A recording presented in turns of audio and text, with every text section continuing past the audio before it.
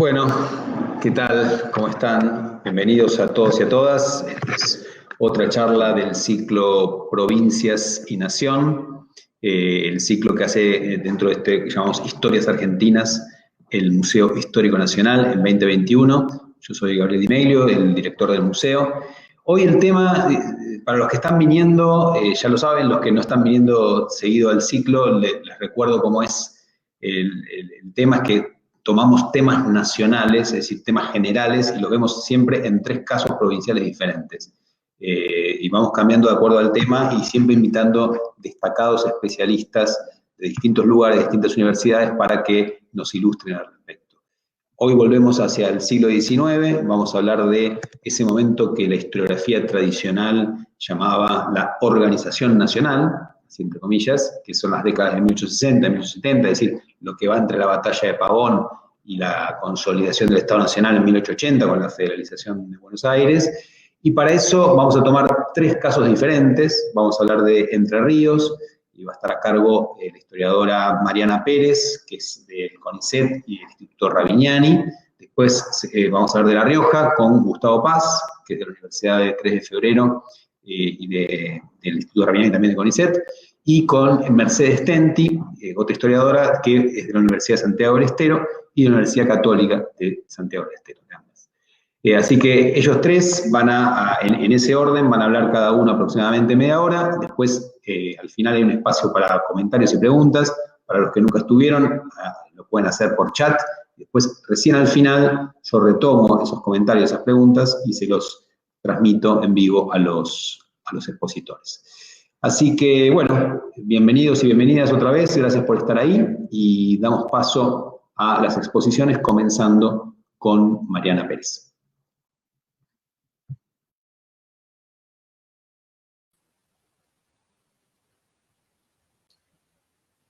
Hola, buenas tardes. Gracias por estar acá. Gracias al Museo Histórico Nacional por invitarme a participar de este ciclo. Bueno, empiezo contando la historia de Entre Ríos durante el proceso de organización nacional, empezando en la década de 1860. En realidad, políticamente podemos decir que empieza con la batalla de Pavón, en 1861, en septiembre de 1861, donde, como seguramente muchos de ustedes saben, se enfrentó el ejército al mando de Bartolomé Mitre, representando a Buenos Aires, contra la Confederación liderada por Justo José de Urquiza. Y el resultado de la batalla de Pavón, que fue el triunfo de Buenos Aires y la derrota de la Confederación, significó a partir de entonces que Buenos Aires y el Partido Liberal, liderado por Mitre, pasó a dominar casi todo el territorio nacional, excepto Entre Ríos, que quedó como reducto reservado al poder de Urquiza y también como reducto reservado al Partido Federal. ¿Qué pasó? ¿Cómo fue sentida o vivida políticamente hablando la batalla de Pavón en Entre Ríos? En primer lugar, Pavón significó la pérdida definitiva de la aspiración entrerriana a liderar el proceso de construcción del orden nacional, que en ese momento pasó a estar liderado por Buenos Aires y el Partido Liberal. Y por el otro lado, la derrota abre una crisis al interior del federalismo entrerriano, y podemos signar que aquí comienza la erosión del poder de Urquiza como líder del Partido Federal y como líder político en Entre Ríos. ¿Qué hace Urquiza, políticamente hablando, después de Pavón? ¿Cuáles son sus opciones a lo largo de la década de 1860? Él opta por no confrontar con el gobierno de Mitre y al mismo tiempo entabla alianzas con actores políticos bien diversos. ¿Y por qué hace esto? Por un lado lo hace porque pretende sostener su lugar como referente político nacional. Recordemos que hacia fines de la década de 1860, en las elecciones de 1868, él, por ejemplo, se presenta como candidato a presidente, pierde frente a Sarmiento, pero la derrota de Pavón no fue leída, o en todo caso, con la derrota de Pavón, Urquiza no claudicó la posibilidad de seguir siendo un líder nacional. Entonces, por lo tanto, para eso necesitaba seguir sosteniendo y profundizando alianzas que involucraban actores políticos de diversas adscripciones y tradiciones políticas partidarias. Pero por otro lado, también Urquiza, creo yo que estaba convencido que no era posible construir el progreso material en la provincia de Entre Ríos sin contar con el apoyo financiero del gobierno nacional. ¿Y esto por qué era así? Porque tras el proyecto fallido de la Confederación, Entre Ríos había quedado sumida en una profunda bancarrota fiscal, no tenía un céntimo, y además está atravesando por un proceso de estancamiento económico. Entonces, las posibilidades de conseguir créditos y fondos para la construcción de obras de infraestructura que eran fundamentales para precisamente conseguir el progreso material de la provincia, como por ejemplo construcción de ferrocarriles, muelles, puentes fundamentales en una provincia que está atravesada por montones de ríos, arroyos, riachos, etcétera, que sin los puentes es difícil, su territorio está difícilmente integrado. Reitero, todas estas obras de infraestructura costosas y necesarias solamente se podían conseguir con el apoyo del gobierno nacional, del apoyo fiscal, financiero del gobierno nacional. Entonces, Urquiza optó, como dije, por no confrontar con el nuevo orden político nacional, y esto lo llevó a establecer alianzas con actores contrarios al federalismo, o a ser prescindente, no involucrarse frente a las resistencias armadas que se fueron sucediendo contra el gobierno de Mitre. Entre ellas, por ejemplo, la del Chacho Peñalosa en los años 1862-63, sobre las cuales va a hablar después más tarde Gustavo Paz, la de Felipe Varela, la gran rebelión de Felipe Varela en Cuyo entre los años 1866 y 1867. No acudió en auxilio de los federales correntinos cuando en 1868 fueron depuestos por una revolución liberal apoyada por el ejército, por miembros del Ejército Nacional y por Buenos Aires. Y todas estas, podemos decir, distintos momentos fueron interpretadas por diversos actores del federalismo como una traición. Y podríamos decir, dentro de las listas de las traiciones al federalismo, yo creo que hay dos hechos particularmente importantes y que impactaron de lleno en la política y en la dinámica política entrerriana. Por un lado me refiero a la guerra civil que empezó en Uruguay entre blancos y colorados y a la guerra de Paraguay, que en realidad son dos acontecimientos que están totalmente ligados y podemos pensarlos como diferentes momentos de un mismo conflicto político militar. A ver, porque en este punto quisiera detenerme un poquito. Sin tener en cuenta el contexto regional rioplatense y especialmente lo que sucedía en Uruguay, no se puede entender acabadamente la dinámica entrerriana ni tampoco las identidades políticas en juego. Digamos, a ver, no es casualidad para nada que en 1870, cuando se produce la revolución de López Jordán, los bandos enfrentados en Entre Ríos se llamasen blancos y colorados. Lo cual este es un ejemplo, un pequeño ejemplo acerca de cuánto influía, qué es lo que sucedía en Uruguay con lo que sucedía en Entre Ríos y viceversa. Entonces, volviendo, ¿no? Digamos, la idea de cuáles son, digamos, los distintos hitos que fueron jalonando la decadencia política de Urquiza, ¿no? Y dije, bueno, los federales anotaron como traición al federalismo, no acudir en ayuda a Felipe Varela, no acudir en ayuda a Chacho Peñalosa, y también el declararse presidente en esta guerra civil entre blancos y colorados que empezó en 1863. A ver, ¿qué fue esta guerra civil? Porque en general a veces no se conoce demasiado o no se la recuerda mucho. En 1863, Flores, que había sido lugarteniente de Mitre en la batalla de Pavón, que era colorado, invade de Uruguay para derrocar a los blancos, al gobierno blanco. El gobierno blanco era aliado de los federales, aliado que tenía estrechos lazos con los federales entrerrianos, y los colorados, al mando de Flores, contaban con el apoyo de los mitristas y, digamos, del Partido Liberal de Buenos Aires.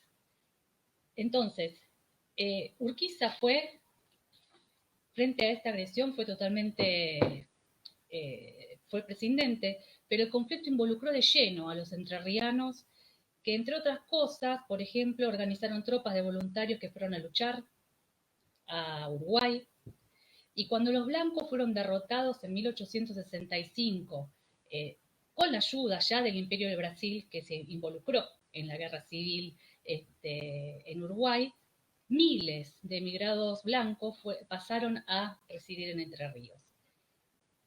Otro punto que fue especialmente álgido para entender los resentimientos que se iban gestando contra de Urquiza en Entre Ríos y que afectó muchísimo la política entrerriana fue la Guerra del Paraguay. Urquiza decidió apoyar la Guerra del Paraguay y como jefe del ejército de las Guardias Nacionales Entrerrianas, llevó a cabo la recluta de hombres para marchar al Frente Paraguayo en 1865. Pero ¿qué pasó? Las tropas se desbandaron. Se desbandaron 2 veces. Primero en Basualdo, en el mes de julio, y después, cuando se volvió a reclutar hombres y se volvió a hacer la remonta, en Toledo, en noviembre. ¿Esto por qué fue? Porque digamos, el ejército entrerriano se negaba a pelear primero contra un aliado, como Paraguay, pero sobre todo, lo que más molestaba era luchar bajo el mando de quien los había derrotado en Pavón 3 años antes, luchar bajo el mando de Mitre y del Partido Liberal. Eso, que eran abiertos enemigos del federalismo y también del Partido Blanco, ¿no? Que son los aliados de los federales entrerrianos.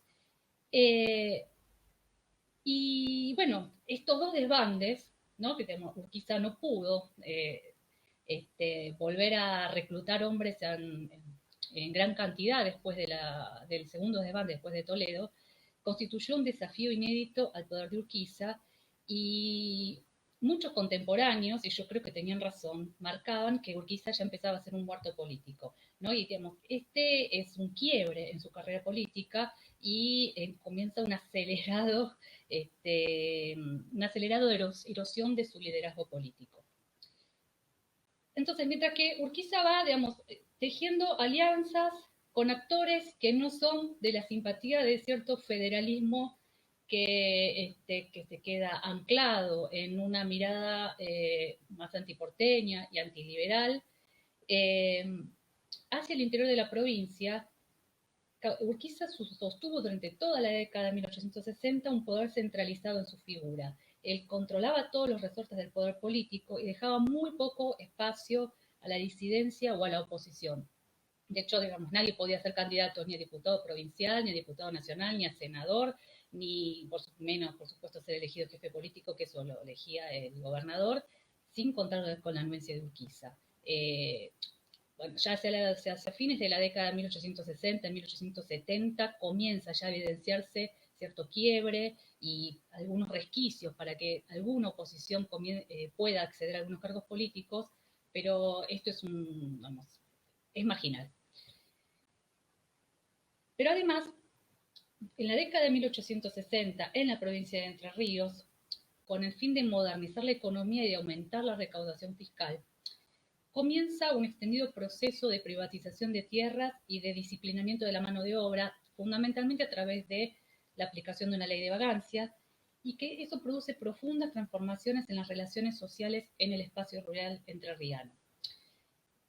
¿Eso qué implica? Implican que se erosionan fuertemente las bases sobre las cuales se había sustentado la fidelidad política militar de los sectores subalternos, que se organizaba en torno a un sistema que lo que se llamaba servicios a la patria. ¿Qué es esto? Muy esquemáticamente, este sistema, ¿no? Se trataba en que la entrega de tierras y otros beneficios materiales, como podría ser ganado, por ejemplo, y beneficios simbólicos, distinciones simbólicas, como recompensa por los servicios prestados a la causa federal y a los intereses entrerrianos.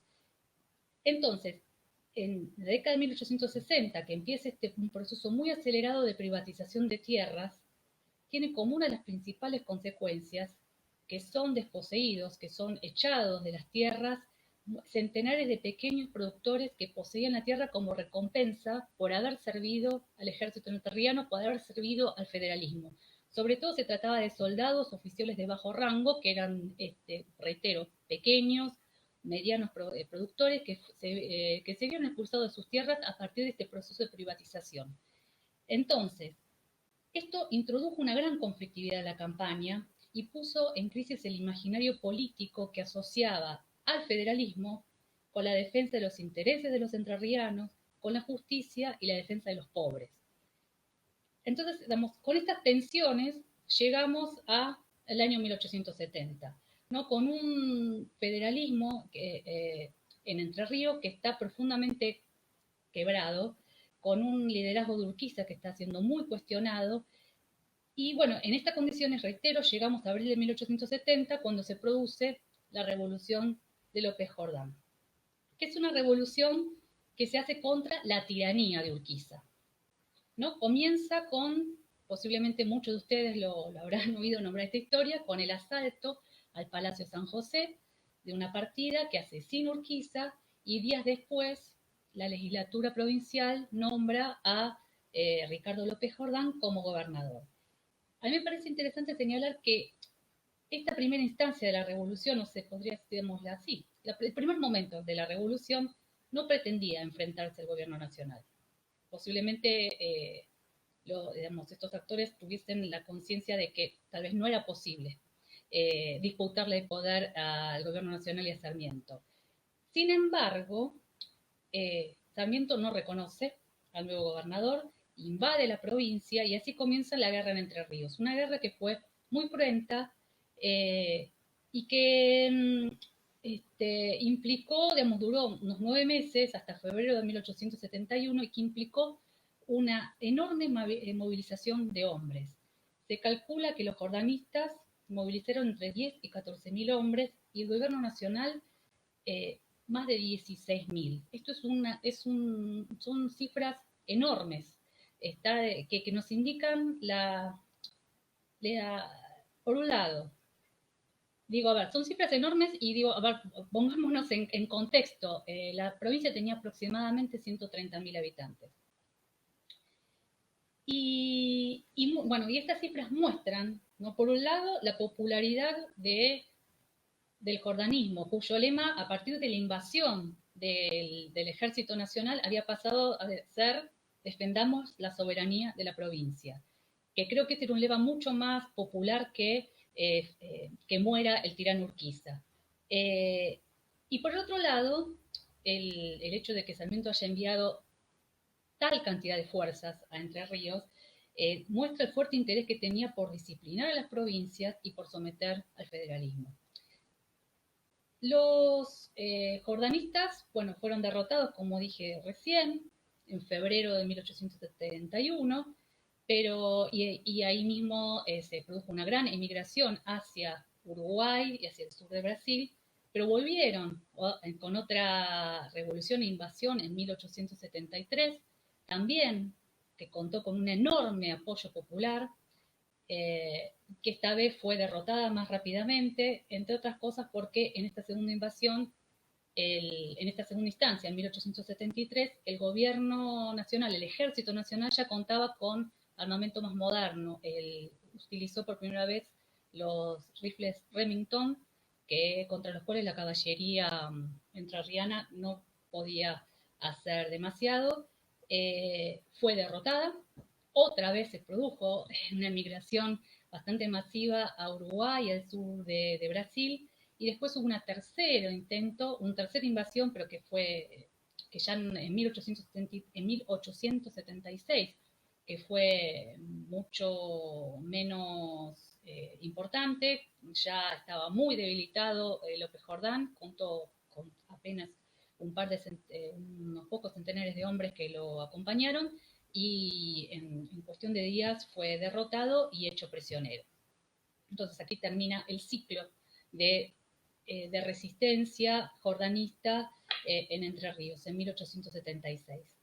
Ahora, ¿cuáles fueron las consecuencias de la guerra?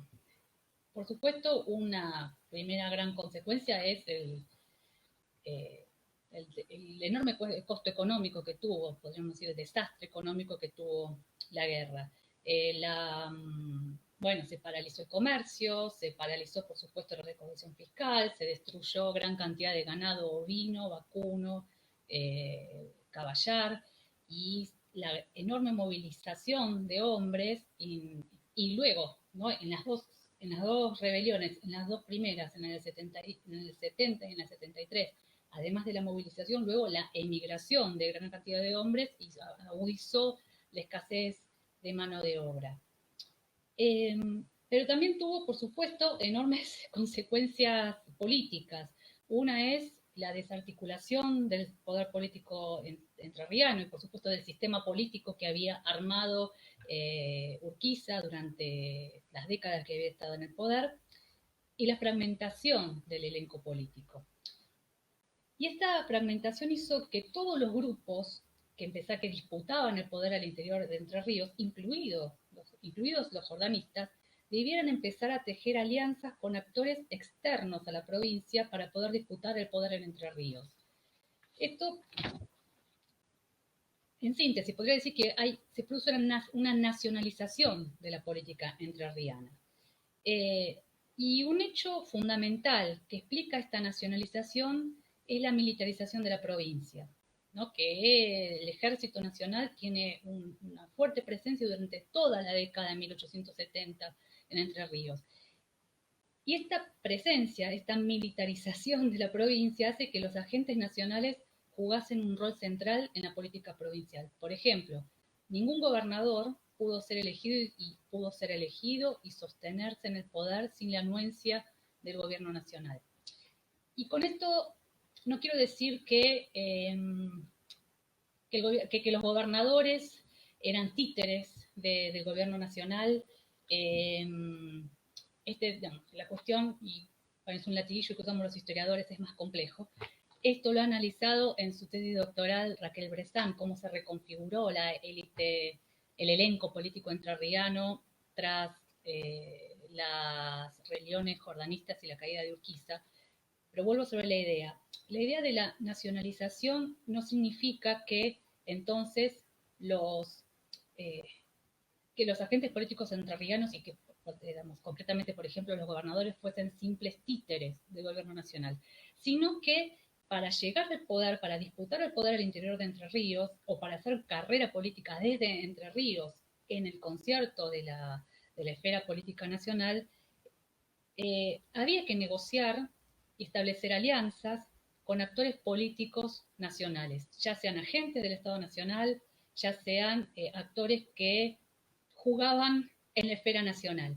Y por supuesto, el gobierno nacional vuelvo sobre la misma idea, tuvo una enorme influencia en cómo se desarrollaban las disputas de poder al interior de Entre Ríos. A partir de la década de 1870 no se puede pensar la dinámica política entrerriana desligada de lo que sucede, digamos, de las alianzas, las negociaciones que se construyen por fuera de la provincia, pero tampoco quiero que quede la idea de que entonces el gobierno nacional manejaba de manera unilateral lo que sucedía en la provincia.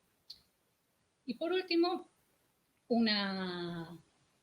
otra consecuencia que es, por supuesto que de suma importancia, que es que en la década de 1870 se diluye el federalismo como identidad política, como partido, y desaparece la antinomia federales versus unitarios, federales versus porteños, como ordenadora de las identidades políticas entrerrianas.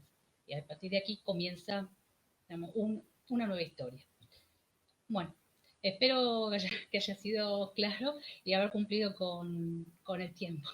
Esto es todo.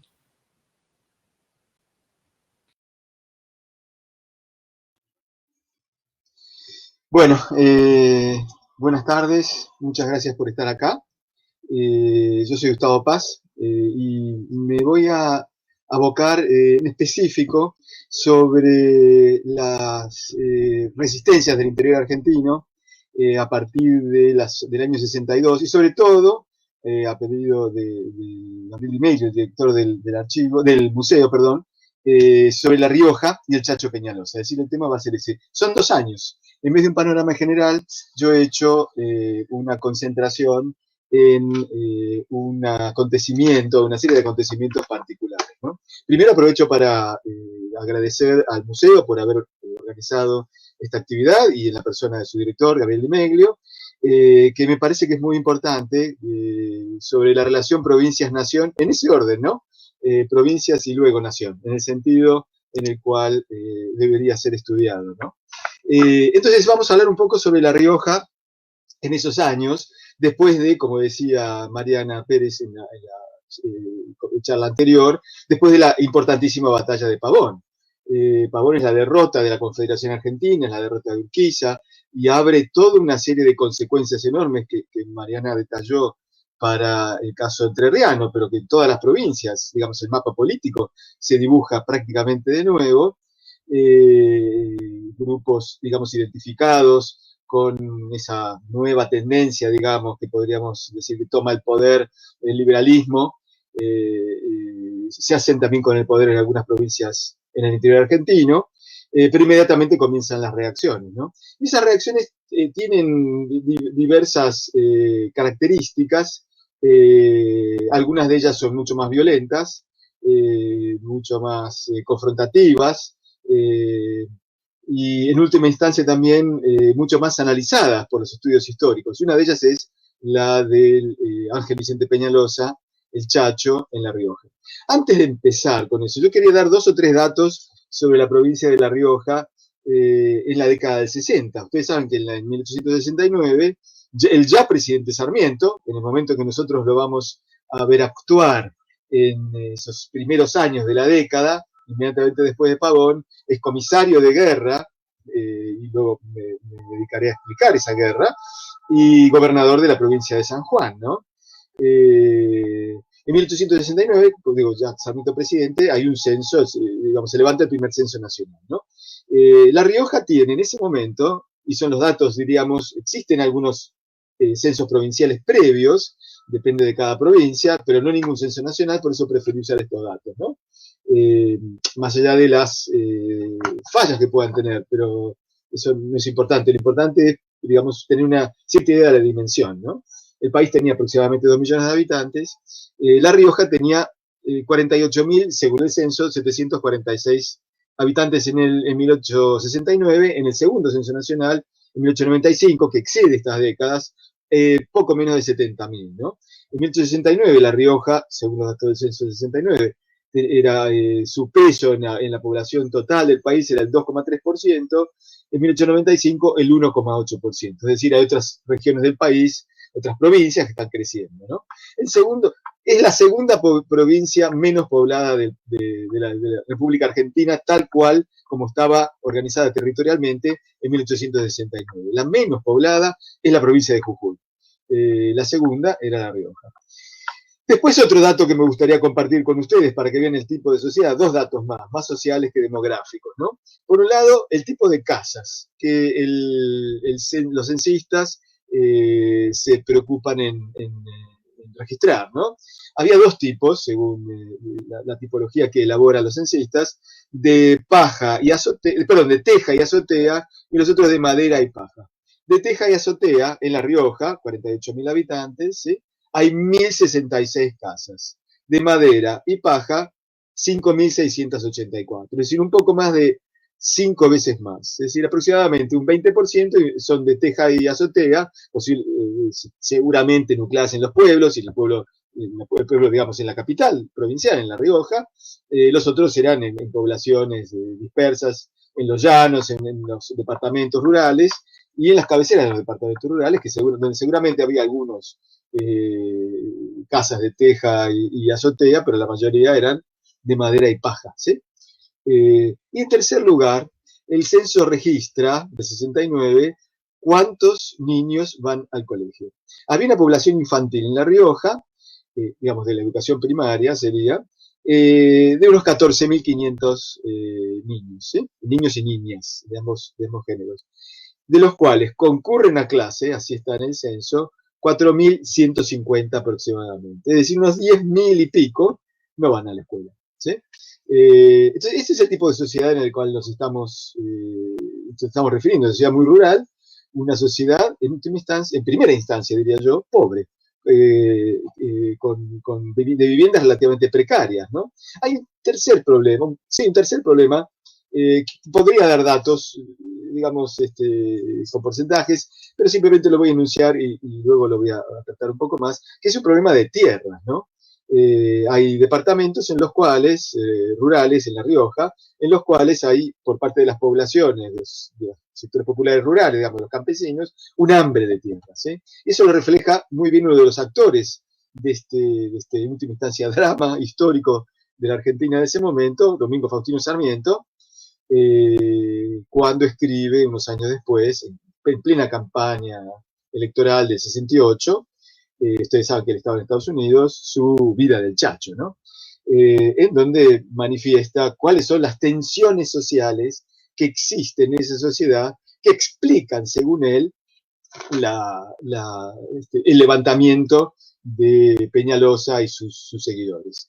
En esta charla yo voy a hacer dos cosas, luego de esta introducción a la provincia, digamos, ¿no? Por un lado, voy a enunciar un poco los hechos y luego dedicarme a tres puntos en particular que tienen que ver con la sociedad de esta provincia y la resistencia que oponen al gobierno nacional de ese momento, el general Bartolomé Mitre, elegido en 1862 como presidente de la República, ¿no? Desde Buenos Aires, por supuesto, como explicó Mariana Pérez. La primera son, luego de esos hechos, digamos, las bases del liderazgo de Chacho Peñalosa. En segundo lugar, qué importancia tiene el federalismo. Y en tercer lugar, muy brevemente al final, la memoria de Chacho Peñalosa, ¿no? Un líder sin duda muy popular entre los paisanos del interior, sobre todo de su provincia, La Rioja, ¿no? Entonces, digamos, no está de más enunciar que las relaciones entre la provincia y la nación en estos años son totalmente conflictivas, no solamente con esa provincia de La Rioja, sino también con otras, como vimos en el caso de Entre Ríos y muchas otras, pero además, en el caso de La Rioja, digamos, muy violentas, porque esto termina con el asesinato de Chacho Peñalosa en noviembre de 1863 por parte de un oficial del Ejército Nacional. Chacho Peñalosa termina frente a su familia, lanceado, su cabeza cortada y puesta en una lanza, en una pica, digamos, para la exhibición pública, para mostrar que Chacho había muerto, ¿no? Y con lo cual, digamos, esas relaciones entre un Estado nacional ya unificado, digamos, de Buenos Aires con Mitre, y la provincia de La Rioja comienzan de una manera realmente violenta y cruenta, ¿no? Y en buena medida porque el presidente Mitre y sus apoyos, digamos, en el interior de la Argentina, intentan llevar el orden constitucional, digamos, remozado luego de Pavón, de 1862 al interior, en una suerte de campaña de conquista, ¿sí? A veces uno puede pensar que Buenos Aires sale a la conquista del interior, que la Confederación había dejado a esas provincias un poco a su aire, ¿no? Bueno, Buenos Aires no está dispuesto, el general Mitre, el liberalismo nacionalista, digamos, ¿no? No estaba dispuesto a hacer eso, sino que el orden debía ser impuesto de una manera muy, muy, digamos, directa y taxativa a través de una suerte de conquista militar, ¿sí? En ese momento. El Chacho Peñalosa, bueno, todos sabemos su participación desde los años 20, es un lugarteniente de Quiroga, es un lugarteniente de Quiroga, es un terrateniente menor, digamos, ¿no? Perdón, estoy un poco con la voz tomada, de uno de los grandes propietarios de La Rioja, para nada, quien ha estudiado más estos problemas, estos asuntos, y tiene una larguísima historiografía que viene del liberalismo hasta el nacionalismo, digamos, de los años 50, 60, 70, ¿no? Es un historiador argentino, Ariel de la Fuente, que ha visto los catálogos, digamos, los inventarios de tierras, y nos dice que en el caso de los llanos, de donde él es el Chacho y la mayoría de sus seguidores, no había tanta diferencia en los niveles de repartición de la riqueza, es decir, de la tierra, ¿no? el Chacho es un propietario rural, pero no de los más ricos de la provincia, sino más o menos medio, ¿no? Y en tercer lugar, muy enemistado con el caudillo federal, gobernador de la provincia de Buenos Aires, Juan Manuel de Rosas, a partir de 1835, por la atribución que parte del federalismo del interior hace a Rosas del asesinato de Quiroga, ¿no? En ese momento circula toda una serie de rumores acerca del asesinato de Quiroga por parte de Rosas. Por supuesto, Rosas no tuvo mucho que ver, es una disputa entre federales, pero de todos modos, digamos, y Rosas se encarga de llevar a juicio a los que son responsables, pero de todos modos circula el interés, y Peñalosa participa de lo que se llamó la Coalición del Norte, ese levantamiento de las zonas del norte y del oeste, intentando organizar una república con una constitución desde el interior, 1840-41, lo cual es, digamos, derrotada de una manera también bastante cruenta por las tropas de Rosas, comandadas por el general Manuel Oribe, blanco, oriental, digamos, uruguayo, que, digamos, reprime muy cruentamente ese levantamiento, ¿no? Entonces hay una experiencia histórica de Peñalosa de actuación en cuanto a su actuación política desde los años 20, ¿no? Pero en 1862 y 63 se pone a la cabeza de las milicias de La Rioja en contra de esa expansión del gobierno nacional, encabezado por Mitre, que envía a las tropas del ejército de Buenos Aires, nacionalizado, en cuyo frente estaban los temibles generales orientales, Arredondo, Paunero, los coroneles Sandés, Rivas, etc. Todos habían sido de alguna manera entrenados por el general Colorado Venancio Flores, y que participan de lo que se llamó la guerra de policía, ¿sí? Una guerra, como está llamada un poco de conquista, pero una guerra en contra de, en última instancia, malhechores, como le llaman ellos, ¿no? Criminalizando a la protesta política en ese momento, ¿sí? No reconociéndolos como criminal, como digamos, interlocutores políticos, sino como criminales, como en parte diría Sarmiento en ese momento en sus participaciones públicas, ¿no? Entonces se pone a la vanguardia, diríamos, de ese movimiento, e interviene en el primer momento, en 1862, en una disputa entre el gobernador federal de Tucumán, Celedonio Gutiérrez, que se resiste a irse, en 1862, con la derrota de Urquiza y de la Confederación, y que, digamos, es intervenido por parte de las fuerzas del gobernador Taboada de Santiago del Estero, el cual luego vamos a escuchar seguramente en la exposición de Mercedes Tenti, ¿no? El Chacho es derrotado, vuelve a su provincia, y bueno, y avanzan los ejércitos federales, perdón, los ejércitos nacionales, ¿no? El Chacho finalmente, en mayo del 1862, muy poco después de esa intervención, firma un tratado de paz, digamos. Mitre intenta, y el Chacho Peñalosa también, intentan, digamos, establecer ciertos entendimientos para mantener una suerte de paz, un statu quo, que en buena medida a ambos les da tiempo de armarse, digamos, al Chacho Peñalosa, que depone las armas y cuyo el gobierno nacional se compromete a atacarlo, es un tratado de paz, se llama el Tratado de la Banderita, mayo de 1862, y en segundo lugar recupera, o le reconocen, el cargo de general del ejército, que le había otorgado el general Urquiza, el presidente de la Nación, en 1854, el ejército de la Confederación, ¿no? Es decir, en última instancia es un reconocimiento público de Peñalosa, que es un general de la Nación, ¿sí? Luego este tratado terminará por pulverizarse, ¿verdad? Por varias razones. El Ejército Nacional sigue avanzando sobre las provincias, pero en particular La Rioja es muy castigada, ¿sí? La otra cosa que voy a hacer en esta charla es entreverar, mezclar mi narrativa con las voces de los actores, ¿no? Y aquí me gustaría citar al propio Peñalosa, ¿no?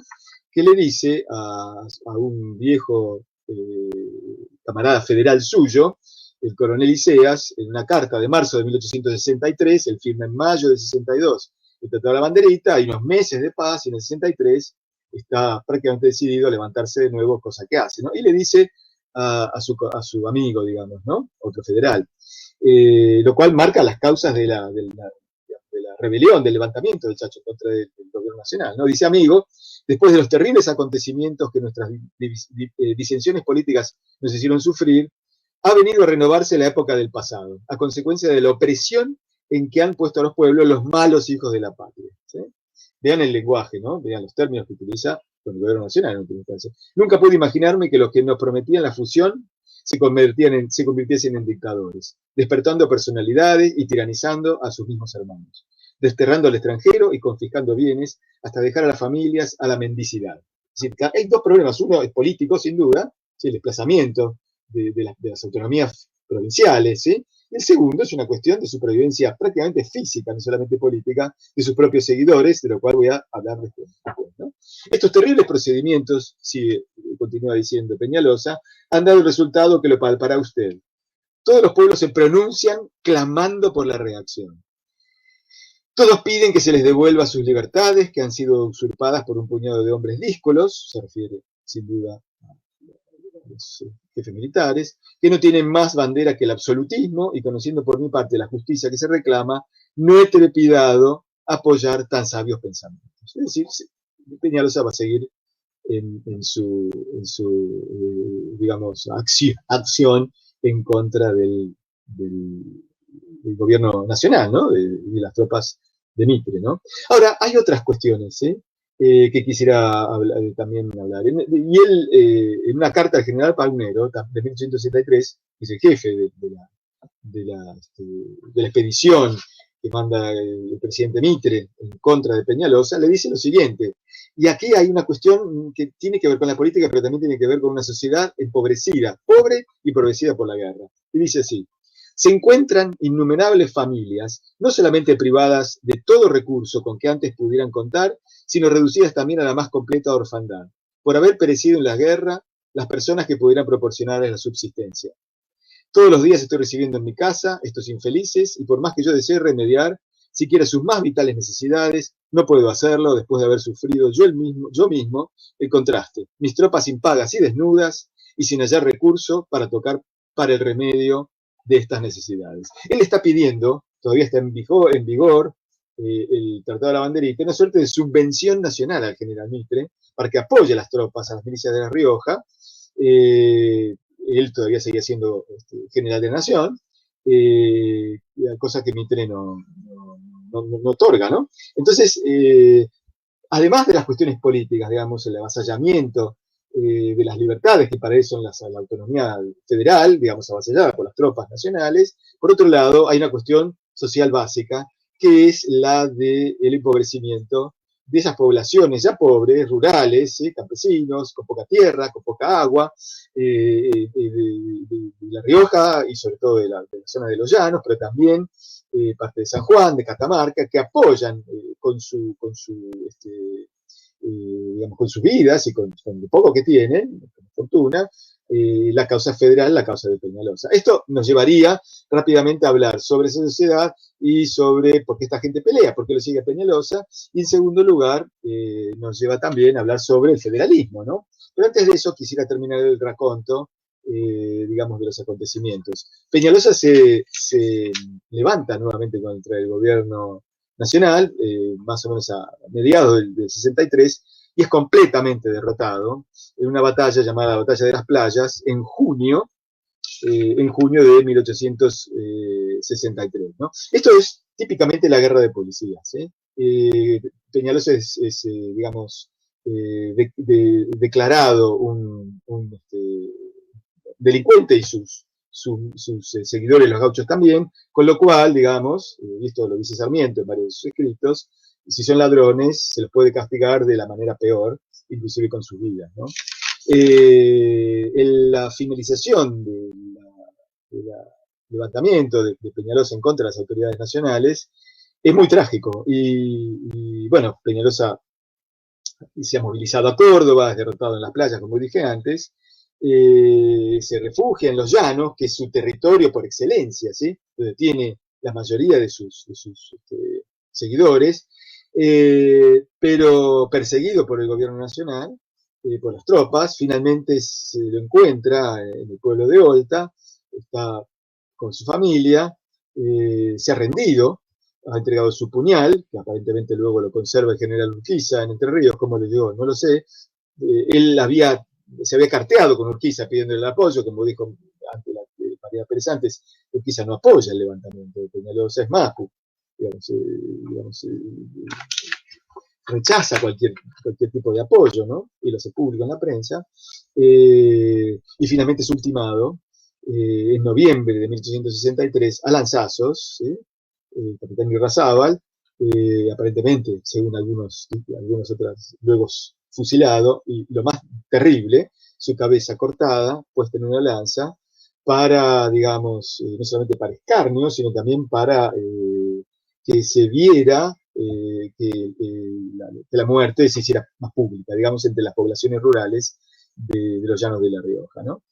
Habría que decir que esto no era una práctica nueva, poner en pica, ¿no? Ya lo había hecho el general Oribe en 1840-41, en varios lugares, entre otros en Tucumán, Salta, etcétera, con la represión a la coalición del norte, pero de todos modos no quita la cuestión de la barbarie, ¿no? Ante esto, bueno, Sarmiento dice, bueno, un ladrón, y con lo cual se puede castigar con la pena de muerte, con la muerte. Sin duda no ha habido un juicio, ¿sí? Esto es algo, y tampoco ha sido en batalla. Se lo encuentra rendido y en su casa. Quien reacciona es otro de los grandes escritores de Argentina, Sarmiento lo era sin duda, es José Hernández, ¿sí? El autor clásico del canon nacional, ¿no? Que escribe Una vida del Chacho. José Hernández tenía simpatías federales, donde dice lo siguiente, increpando al partido maldito, ¿sí? El partido unitario para él. Dice, los salvajes unitarios, dice Hernández, en su vida del Chacho, están de fiesta.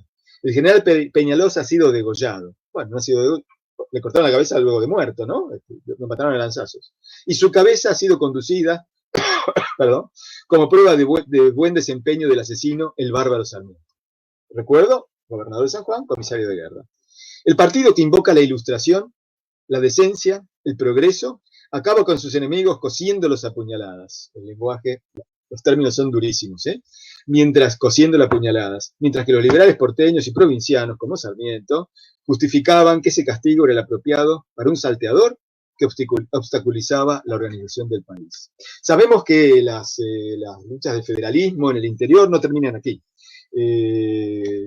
Felipe Varela, los Colorados de Mendoza en el 66, Felipe Varela hasta 1870, ¿no?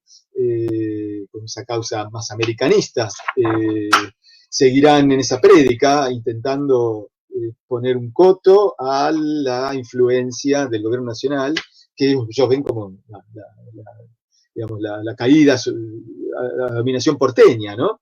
El raconto histórico termina aquí para mí, pero quisiera hablar de tres cosas más en los minutos que me quedan. He aludido un poco a ellas. Una son las bases del liderazgo de La Rioja, ¿no? Perdón, de Chacho Peñalosa en La Rioja. El Chacho era un caudillo muy popular, ¿sí? Y él mismo se encarga de decirlo en una carta que le escribe al coronel Marcos Paz, que es el vicepresidente de Mitre, tucumano, en marzo de 1862. Todavía no es presidente. Y dice, ¿por qué tengo algún prestigio y simpatía entre mis conciudadanos? Dice Peñalosa a Marcos Paz. Esta influencia, este prestigio, lo tengo porque como soldado he combatido al lado de ellos por espacio de 43 años, ¿sí? Desde 1820. Chacho Peñalosa había nacido en 1798, ¿sí? Tiene unos 22 años en 1820. Compartiendo con ellos los azares de la guerra, los sufrimientos de la campaña, las amarguras del destierro, y he sido con ellos, más que un jefe, un padre, que mendigando el pan del extranjero, prefiriendo sus necesidades a las mías propias. Y por fin, porque como argentino y como riojano, he sido siempre el protector de los desgraciados, sacrificando lo último que he tenido para llenar sus necesidades, constituyéndome responsable de todo y con mi influencia como jefe, haciendo que el gobierno nacional vuelva sus ojos a este pueblo miserable, víctima de las intrigas de sus propios hijos, obteniendo hasta bajo mi responsabilidad particular cantidades que llenen las necesidades de la provincia. Así es, señor, como tengo influencia y mal que pese, la tendré, dice el Chacho. Eso es así.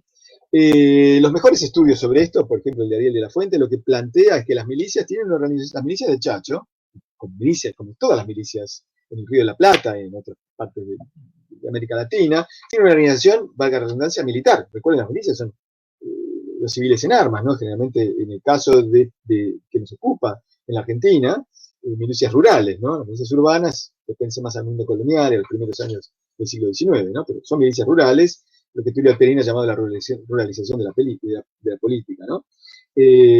Entonces, por un lado, son milicias que tienen una suerte de reglamentación jerárquica, cierta disciplina.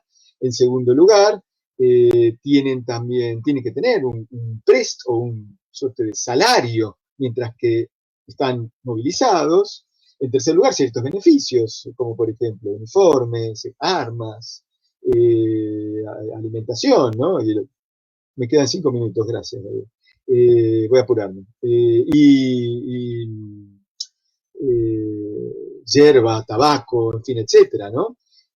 Con lo cual eso debería de alguna manera ellos debían ser compensados, ¿sí? Y en tercer lugar, lo que hay también es una identificación, ¿sí? Del caudillo, digamos, como lo dice allí, ¿no? Con sus seguidores, ¿sí? Que percibieron muy, muy sutilmente varios escritores memorialistas del siglo XIX, Benjamín Villafañe, en su Reminiscencias históricas de un patriota, dice que lo veo a Peñalosa sentado con sus gauchos jugando a la baraja, ¿sí? Pero en el momento que había que hacer algún movimiento, alguna movilización o alguna cuestión que digamos, tuviera que ver con la disciplina militar, se paraba y le decía, bueno, basta muchachos, en este momento paso a ser su jefe, ¿no? Es decir, era un caudillo popular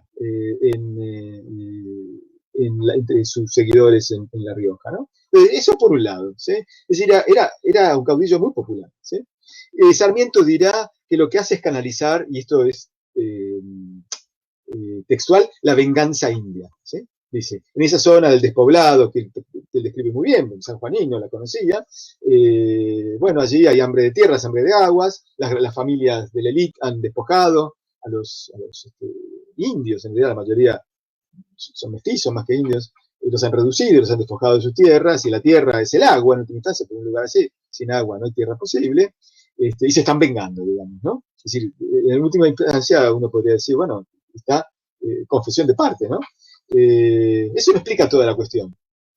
Hay otra cuestión que es la identidad federal, ¿sí? Es decir, por lo que podemos saber, esta gente es federal por convicción.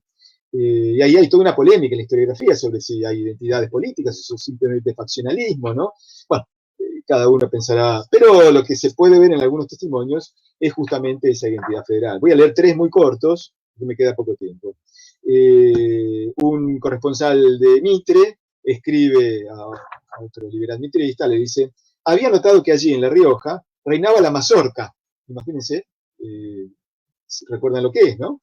La sociedad popular restauradora del rosismo más duro, ¿no?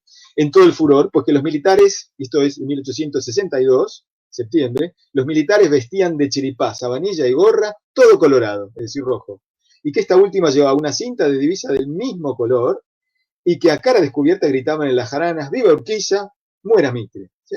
Es decir, una manifestación sobre su liderazgo, en última instancia, supraprovincial, que es el general Urquiza, que es el líder del Partido Federal por excelencia, ¿no? En segundo lugar, una declaración de un gaucho que está recogida en un juicio y que recoge el historiador de la Fuente. Y dice lo siguiente, me cago en los salvajes. Los salvajes son los unitarios o los liberales, ¿no? Que es casi lo mismo para ellos. Soy hijo de Peñalosa y por él muero. Si hay alguien que me contradiga, que salga a la calle. Por los salvajes ando jodido. Y no me desdecir de lo que digo, aunque me metan 4 balas. ¿Sí? Con un convencimiento digno de una causa que cree, ¿no? Y por último, ya que me estoy quedando sin tiempo, quería leer, digamos, muchos años después, en el comienzo del siglo XX, el Gobierno Nacional, el Consejo Federal de Educación, recoge cantares populares que hoy están depositados en el Instituto Nacional de Antropología y Pensamiento Latinoamericano, aquí en la ciudad de Buenos Aires, en el barrio de Belgrano, ¿no? Bueno, hay algunos sobre La Rioja, sobre Peñalosa, y voy a leer algunos pequeños fragmentos sobre la memoria de Peñalosa 50 o 60 años después de su muerte, ¿no? Hay uno que dice así: dicen que al Chacho lo han muerto. Yo digo que así será. Estos son anónimos, por supuesto, recogidos por los maestros rurales. Dicen que al Chacho lo han muerto, yo digo que así será. Tengan cuidado, magogos, demagogos, que es un término que se usaba para los liberales, no se vaya a levantar, Peñalosa, ¿no? Viva Dios, viva la Virgen, viva la flor del melón, muera la celeste y blanca, viva la Federación. No es muera la bandera nacional, sino muera la bandera de los unitarios. Eso es lo que quiere decir, ¿no? La bandera federal tenía una mezcla de punzó, es decir, de rojo. ¿Sí? Es azul, pero muy casi violácea, ¿no? Perdón. Viva Dios, viva la Virgen, viva la flor del melón, viva el general Paunero en la boca de un cañón. ¿Qué es aquello que relumbra debajo de aquella mesa? Son ojos de los salvajes que están haciendo promesas, están rezando, ¿no? Dicen que el Chacho lo ha muerto, yo digo que así será. No se descuiden, magogos, que vaya a resucitar. Bueno, muchas gracias. Espero que haya sido del agrado. Después podemos seguir charlando. Gracias.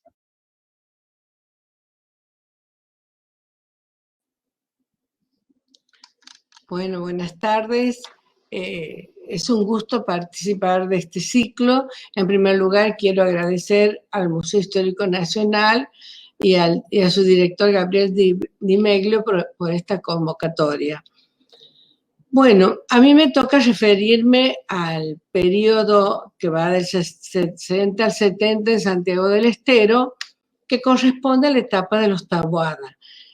Por este motivo es que voy a tener que ampliar el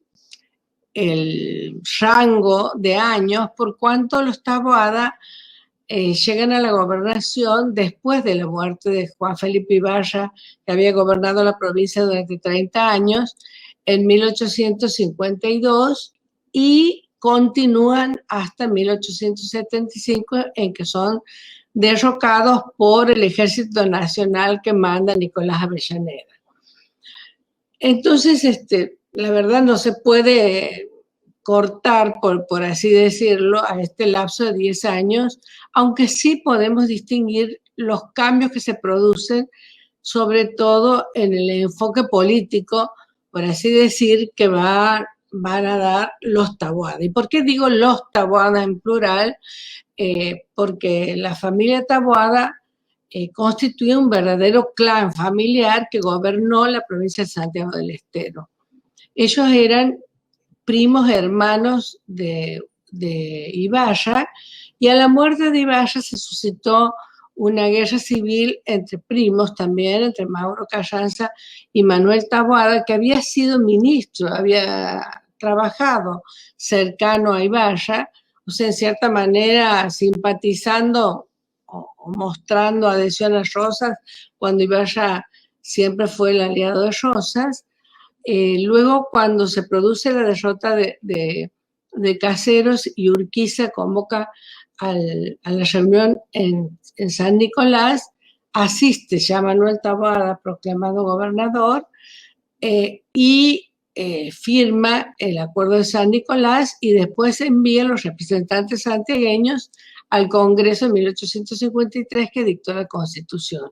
O sea que en esta etapa son urquicistas, podríamos decir así. Este clan estaba constituido por Manuel Taboada, que era el político, Antonino Taboada, el militar de pasado mitrista, que aún siendo mitrista fue recibido antes de la muerte de su tío Juan Felipe Ibarra en Santiago del Estero, y bueno, ya convertidos al urquicismo, vamos a decir así, y luego de la derrota de Urquiza en Pavón, mitristas con Mitre, por esta cercanía que tenía Antonino, que era general de la nación, con Mitre, que él sí siempre había sido mitrista.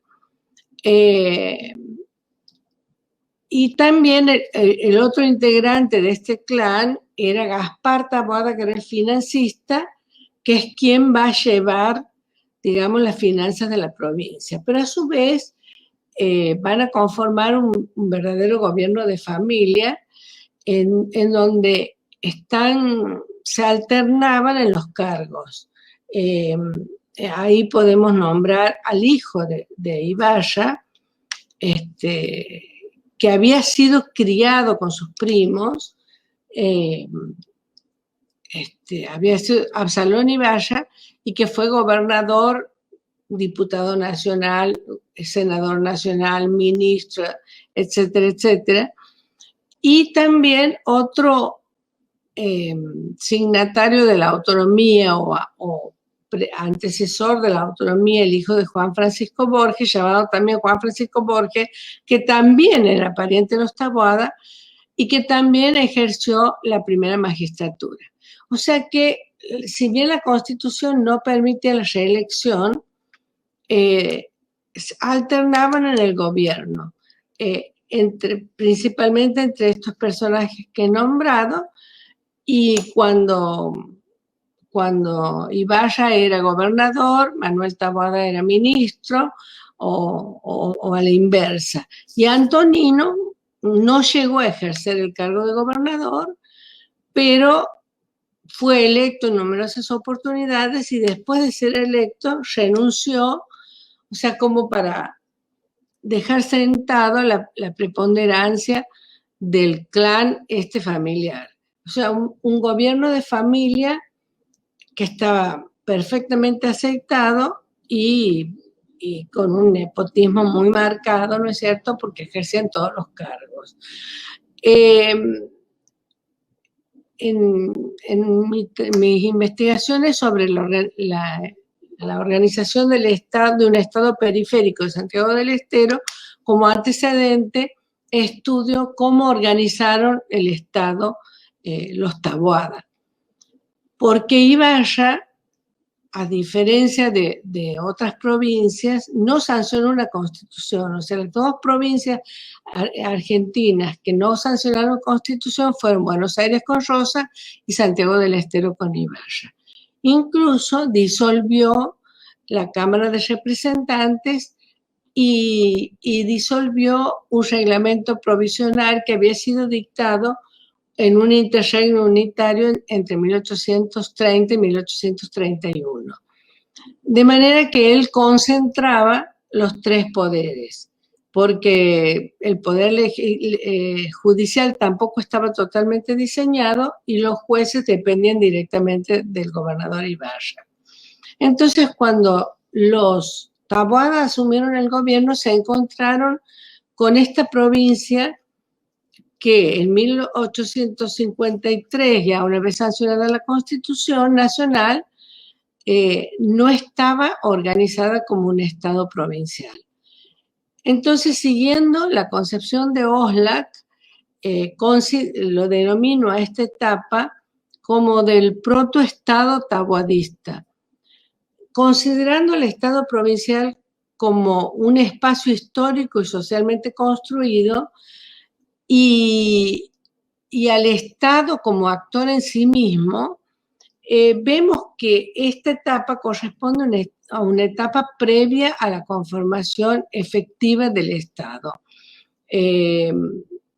Según una concepción de los historiadores marxistas, para que un Estado sea tal, tiene que insertarse en el mercado mundial, y en el caso de Santiago del Estero todavía subsistía economías, de subsistencia, valga la redundancia, y no había logrado insertarse en el mercado, ni siquiera todavía en el mercado nacional. o sea, había una precariedad institucional, prácticamente no había instituciones establecidas, sobre todo las principales instituciones. Era una provincia totalmente aislada del resto de las provincias por la amplitud de su territorio. La frontera con el indio era más allá del río Salado, es decir, que todo el noreste de la provincia estaba en manos de los indígenas, tanto que la campaña al Chaco posteriormente va a abarcar esta zona. No había caminos, buenos caminos. Orestes Di Lulo escribió un libro, Los caminos y derroteros históricos de Santiago del Estero, en donde muestra cómo eran irregulares, a pesar de que el gobierno nacional había establecido postas, eran irregulares porque dependía de las inundaciones. En épocas siempre las caravanas buscaban los caminos cercanos al río para abastecerse de agua para las personas y para los animales, y a veces los ríos Dulce y Salado, porque Santiago está atravesada por dos ríos que corren paralelos de noroeste a sudeste, que forman una Mesopotamia. Cuando se inundaba, sobre todo en esa época, ahora hay diques, se inundan menos, ¿no es cierto? Los caminos no podían correr por el mismo lugar. Había, por otra parte, épocas en que los ríos tenían una bajada muy pronunciada y había sequías muy marcadas, entonces había que cambiar los caminos. O sea, no había caminos fijos, quizás como en Córdoba o como en otras regiones, con postas o como era el Camino Real. Y esto le provocaba un aislamiento a la provincia, que de por sí tenía una cantidad de habitantes ínfima, y la cantidad de habitantes por kilómetro cuadrado llegaba a 1,4%, para que ustedes se den una idea. Porque la población era muy escasa y muy dispersa, y sobre todo era una población rural. Había poca población urbana, salvo en la ciudad de Santiago y en algunas ciudades antiguas como Loreto, Soconcho, Salavina, y los demás era sobre todo población rural. Pero ninguna pasaba de 1000 habitantes, solo Santiago del Estero, de las ciudades me refiero. Tampoco había unidad idiomática ni monetaria. ¿Y por qué digo no había unidad idiomática? Porque aquí en Santiago había aprendido, por así decir, el quechua peruano en un dialecto que se denomina quichua santiagueño, que hablaba la mayoría de la población, y que tenemos constancia de eso por los inspectores de escuelas, que manifestaban que los maestros tenían que aprender quichua para poder enseñar a los niños, y por los sacerdotes, que también tenían que aprender quichua para hacer las confesiones y los rezos.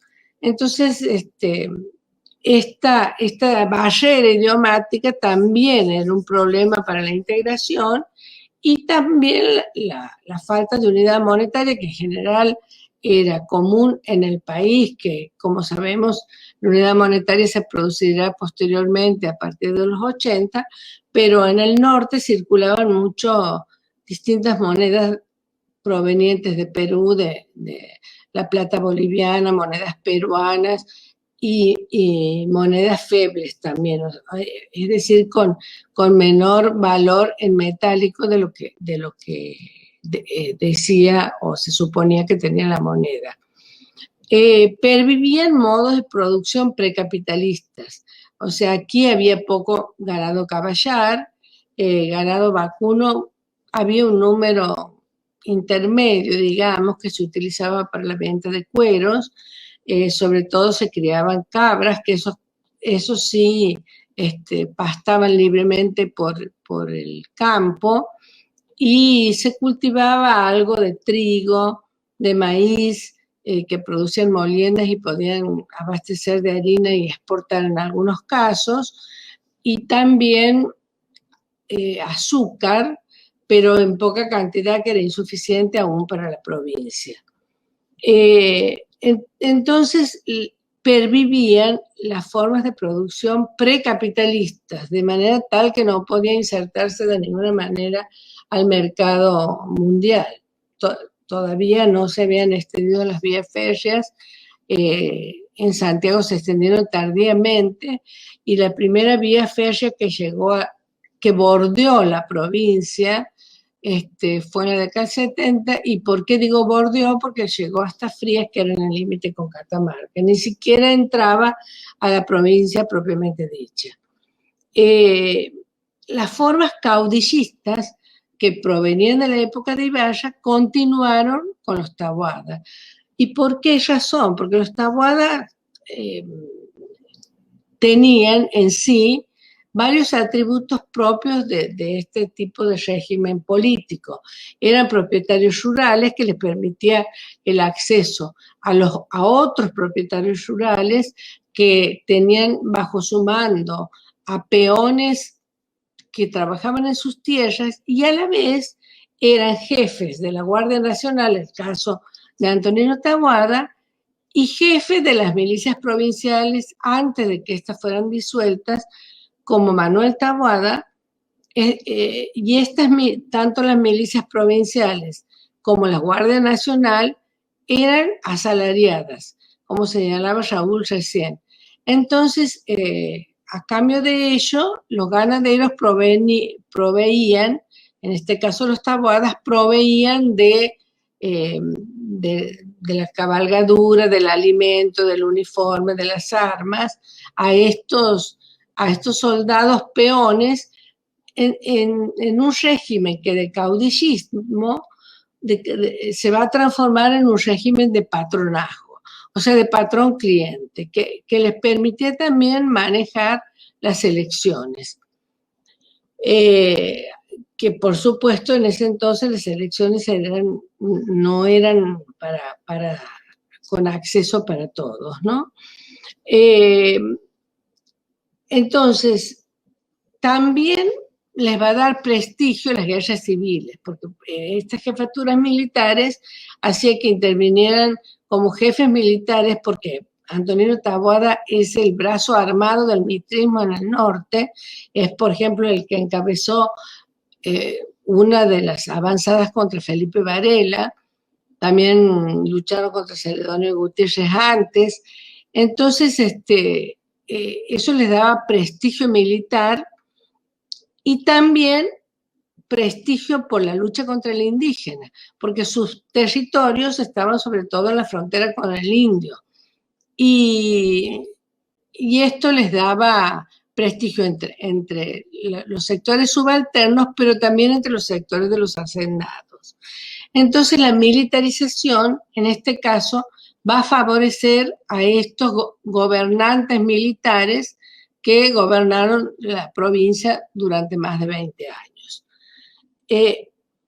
Pero con todo, y a pesar de todo esto, los Taboada no consiguieron la creación simbólica del consenso, porque era un grupo alrededor del cual circulaban los cargos, manejaban la información, se apoderaban de las tierras públicas, que había gran cantidad de tierras públicas en la provincia, porque eran tierras que fueron privatizadas o usurpadas a los indios en las campañas contra los indios, y las compraban para sí, o se apropiaban, y después las vendían a muy bajo costo.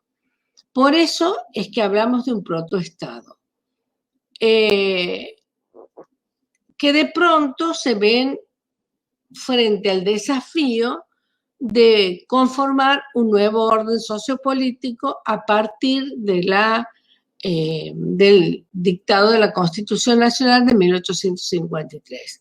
Si bien la Constitución establecía que las provincias debían dictar inmediatamente una constitución provincial que se adecuase a la Constitución Nacional, en Santiago pasaron varios años hasta que en 1856 recién se sancionó la Constitución. Después de varias insistencias por parte del gobierno nacional, por parte de Mitre, para que dictase la Constitución. Se había querido empezar a organizar el Estado, porque había escasez de escuelas. Cuando asumen los Taboadas, en la provincia había solamente 4 escuelas, 2 en la ciudad de Santiago del Estero, una estatal dependiente del Estado, pero en Santo Domingo, que era una escuela para pobres, y una escuela privada para mujeres. La anterior era para varones. Y en Loreto, una antigua población, 2 escuelas fiscales, una para niñas y otras para varones. El primer censo de 1869 dio un total de analfabetismo en la provincia del 98,6%, o sea que la mayoría de la población era analfabeta y no había prácticamente escuelas.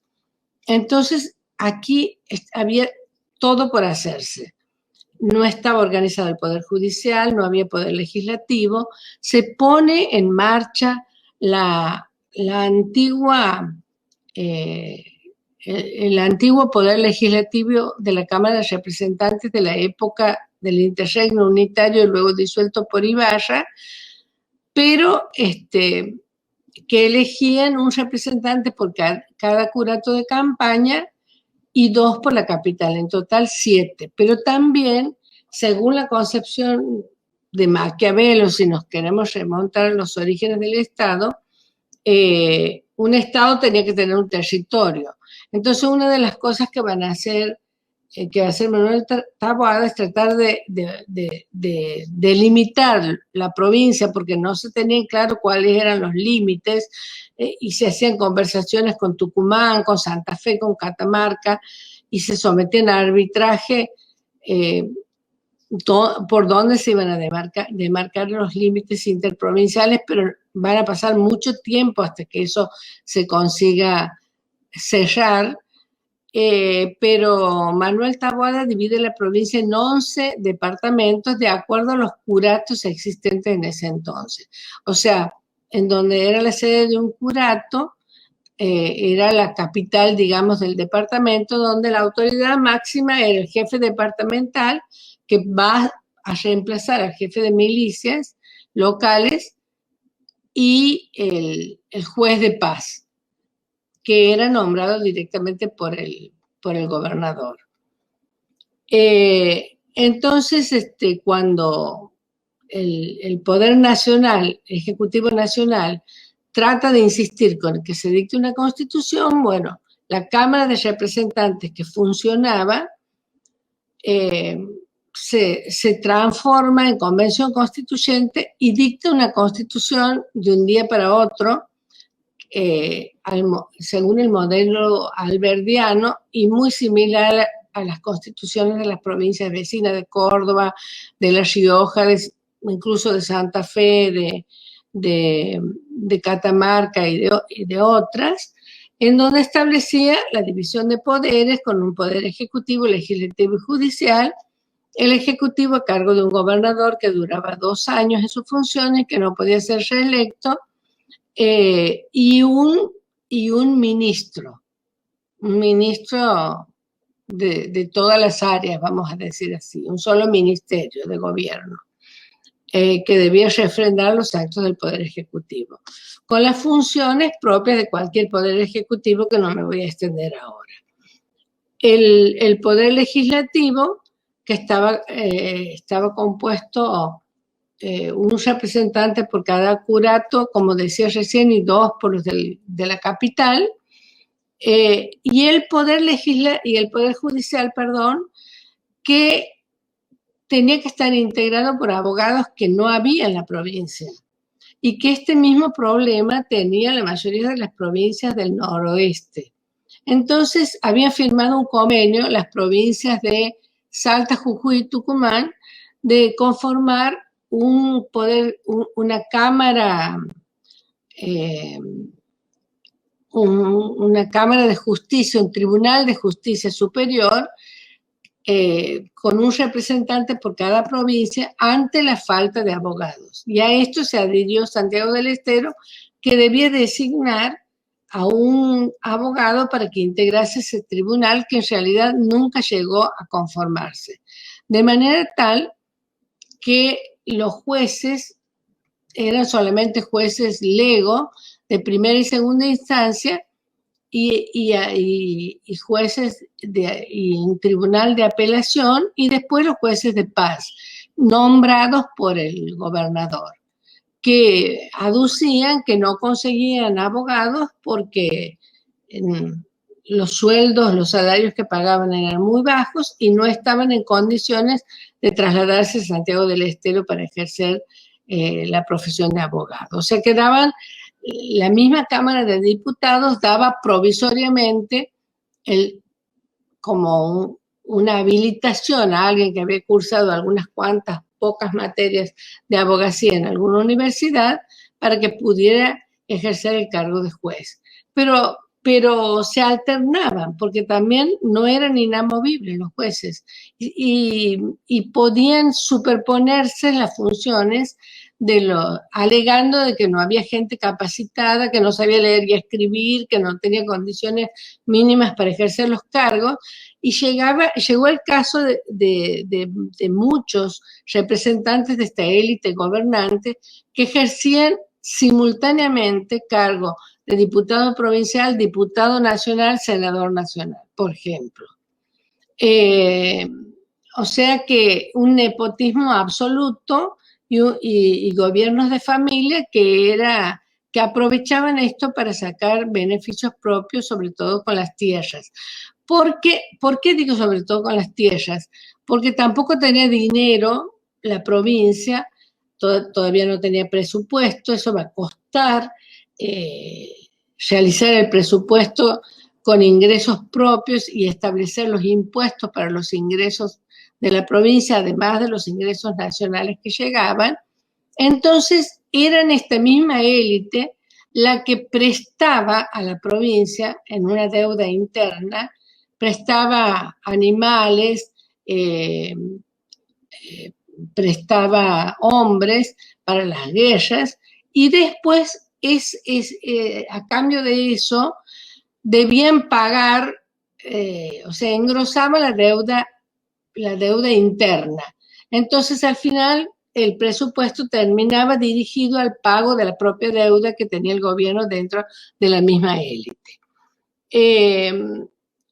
Entonces, esta hegemonía del Ejecutivo va a tratar de ser modificada por un cambio en la Constitución en 1864, luego de Pavón, sobre todo porque la Constitución Nacional establecía que los únicos que podían juzgar a los gobernadores y destituirlos era el Congreso Nacional, y en la Constitución Provincial Santiagueña establecía que era la Cámara de Diputados quien podía remover al gobernador. Entonces, a pesar de los cambios que se producen, sigue existiendo esa hegemonía del sistema educativo. Del Poder Ejecutivo. Porque ejercían poder sobre la policía y sobre los demás poderes, sobre las milicias y sobre los demás poderes, y también sobre la educación.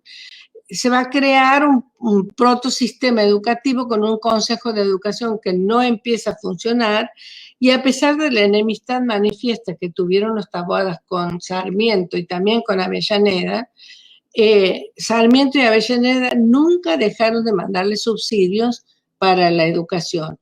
Subsidios que a veces iban a otros fines porque los preceptores o los docentes se quejaban de que no les pagaban los salarios. De manera tal que las elecciones en realidad eran elecciones canónicas, porque según establecía la Constitución, era la propia Cámara de Diputados, 30 días antes de terminar el mandato del gobernador, la que elegía al gobernador siguiente. O sea que el pueblo elector no participaba, sino que aquí, antes de que cesase el gobernador, ya se sabía quién lo iba a suceder porque había sido elegido por la Cámara de Diputados adicta a ese gobernador. Entonces, se va a iniciar la conformación de una estructura administrativa, pero con muchas dificultades, porque como decía aquí, no había gente preparada ni siquiera para redactar un exhorto o para redactar una ley, un decreto. No había agrimensores titulados, que se empiezan a dar títulos provisorios o habilitaciones provisorias a agrimensores, a arquitectos, a gente que venía del exterior o de otras provincias, y empieza a diseñarse por primera vez, recién a mediados de la década del 60, un diseño de presupuesto de ingresos y egresos, pero que lamentablemente no tenemos en el archivo de la provincia, en el archivo histórico, no tenemos conservados los gastos reales. O sea, lo único que tenemos son los presupuestos de ingresos y egresos que seguramente eran dibujados porque coinciden absolutamente los ingresos con los egresos. Incluso gran parte de los ingresos iban destinados, como decía recién, al pago de la deuda. De manera tal que en esta situación, aparte que cuando asumía un gobernador que no era, no respondía al clan Taboada, inmediatamente provocaban una revolución armada y lo destituían. Es por eso que una vez producida la muerte de Manuel Taboada en 1875, a Nicolás Avellaneda manda una fuerza armada que interviene militarmente a la provincia, y con esto se pone fin al régimen taboadista, para insertar recién a partir de entonces a Santiago del Estero al modelo liberal, digamos, de inserción incluso en el mercado mundial al que apuntaba la nación, especialmente a partir del gobierno de Julio Argentino Roca. Bueno, muchas gracias.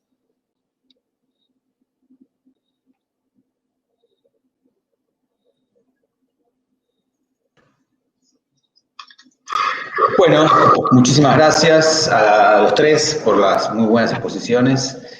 Y bueno, ahora vamos a juntar hubo algunos comentarios, como siempre, en estas charlas de gente de todo el país, lo cual está muy bueno. Y les hago algunas preguntas, hay un par de más generales y algunas más específicas. Empiezo por Mariana. Hay una pregunta que dice: ¿cuál fue el proyecto político económico interno de López Jordán luego de la caída de Urquiza y qué respaldo tuvo frente a Sarmiento? Bueno, podemos decir, cuando se produce la revolución de López Jordán en 1870, bueno, va acompañada de toda una serie de proclamas que justifican la revolución, y en esa propaganda oficial no se habla de ningún tipo de, por decirlo de una forma, en términos actuales, plan económico. Sí es un programa eminentemente político que hace mucho hincapié en señalar lo que ellos llamaban las prácticas tiránicas de Urquiza, de la falta de libertad al interior de la provincia, y prometían restituir, instaurar un régimen político que respetase las libertades y que a partir del respeto de las libertades y que exista la división de poderes y todo un programa de bien de corte liberal, iba a llegar el progreso a la provincia. Sin embargo, en paralelo a este discurso oficial de la revolución, circulaba una profusa prensa jordanista en la cual sí había mucha alusión a la situación económica de la campaña y de los más pobres. de los gauchos que sufrían estas fuertes transformaciones que se estaban dando en la economía rural entrerriana. Esto no se tradujo en algún tipo de plan o proyecto para revertir esta situación, pero sí la denunciaba abiertamente. Y yo creo que este discurso contribuyó en gran medida a la popularidad que tuvo López Jordán en su primera rebelión. De todas formas, como yo le dije, en 1870, como dije en la exposición, en abril de 1870 se produce la primera etapa de la revolución jordanista, donde se asesina a Urquiza, días más tarde se lo nombra a López Jordán gobernador a través del voto de la legislatura, y son días de expectación, donde en realidad no, muy pocos salen a defender a Urquiza, ¿no? que acá es un dato importante señalar que esto confirmaría de algún modo el desprestigio en el que estaba sumida su figura, pero tampoco se demuestra un gran entusiasmo en torno a López Jordán. En todo caso, no hay resistencia, ¿no? Pero hay durante los primeros días una tensa negociación tratando de ganar sobre todo el favor de los jefes políticos y de los comandantes militares de la Guardia Nacional de Entre Ríos, donde aparentemente los jordanistas tienen cierto éxito. Pero es muy difícil de medir esto porque a las 2 semanas ya Sarmiento envía las primeras fuerzas militares, ¿no? Y la guerra empieza un mes después. Y cuando invade Sarmiento la provincia, ahí se produce el apoyo masivo a la revolución jordanista. No hay dudas que tuvo un apoyo masivo, básicamente porque los entrerrianos se sentían afrentados por la invasión porteña, ¿no?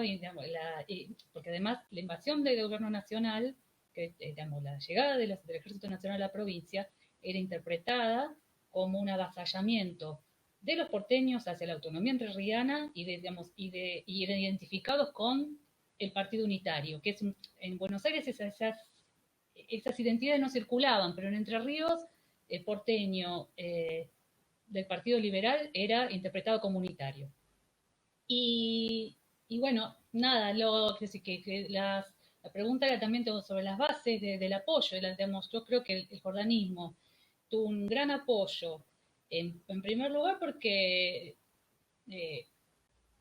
señalaba todos aquellos rasgos que reivindicaba, todas aquellas cuestiones que invocaban la gloria de los soldados entrerrianos, el honor perdido en Pavón, y también digo, ¿no? En la prensa jordanista había alusión a la pobreza en la cual estaban siendo sumidos muchos soldados y oficiales que habían luchado por la Constitución, por la libertad de la República, por Entre Ríos, por los ideales federales, y que estaban siendo desplazados, ignorados, humillados por la política de Urquiza.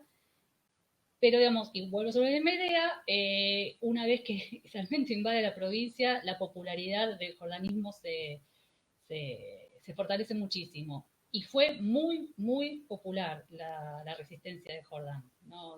Movilizó miles de hombres y resistió durante muchos meses a un ejército disciplinado, con armas, bien armado, bastante bien alimentado, etcétera. Eso solamente se explica porque había apoyo popular. Y que además, hay muchos testimonios de cartas, etcétera, que demuestran que efectivamente había apoyo. Agrego, salté una pregunta para que sigas, Mariana, con esto. Digo, ahí también preguntan si crees que otro motivo que contribuyó a erosionar el prestigio de Urquiza haya sido el hecho de haber decidido retirarse del campo de batalla en Pavón, dejando a Mitre y a los liberales como los líderes hegemónicos para llevar adelante la conformación del Estado Nacional. Se ha debatido mucho sobre los motivos de esta decisión, ¿no? Sí, de hecho es uno de los temas siempre tradicionales. ¿Y hay algún avance en la investigación sobre este hecho? Preguntan. Empiezo por el final. Si hay algún avance sobre la investigación en torno a este hecho, no conozco nada nuevo, pero sí se ha escrito muchísimo al respecto. Y sin duda, entre el federalismo, que después empieza a ser un federalismo disidente en Entre Ríos, el hecho de de abandonar el campo de batalla y dejar digamos, aparte de la caballería entrerriana, que era al mando de López Jordán, sí luchando, ¿no? López Jordán, que era, bueno, un oficial de la Confederación, ¿no? Que digamos, estaba al mando de la caballería, en gran medida compuesta de entrerrianos, sí continúa la lucha en Pavón cuando Urquiza se retira. Eso sí, digamos, sin duda, esta actitud empieza a socavar el prestigio de Urquiza en Entre Ríos y creo yo que en general en el Partido Federal. Bien, una pregunta para Gustavo que dice si crees que Vicente Checho Peñalosa le faltó un apoyo económico a él similar al de Rosas para enfrentar a Mitre. Sin duda. Lo que pasa es que me parece que el apoyo es el interior, ¿no? Más que solamente la provincia de La Rioja, ¿no?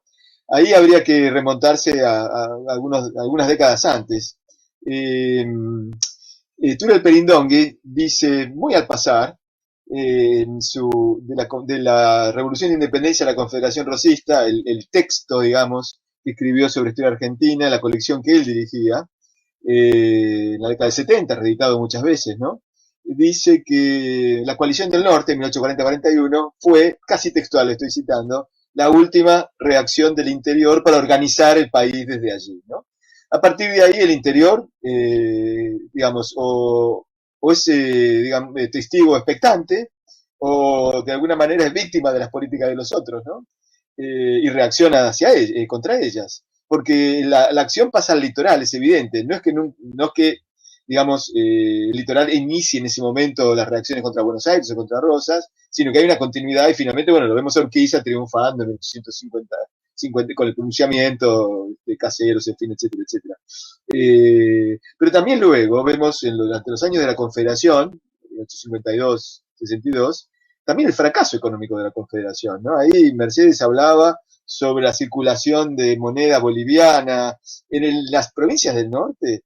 Esa circulación es inclusive posterior a la ley de unificación de moneda nacional de 1881, ¿no? Que es el gobierno de Roca. Jujuy y Salta utilizan moneda boliviana hasta la década de 1890. Y a veces la preferían, digamos, los campesinos a los billetes de moneda nacional, que no sabían muy bien para qué servía, ¿no? Es muy interesante, digamos, no sé si es un consenso, pero no se apropian de la moneda. La moneda es la moneda, digamos, acuñada, ¿no? Es muy interesante eso. Digamos, mecanismos financieros, etcétera.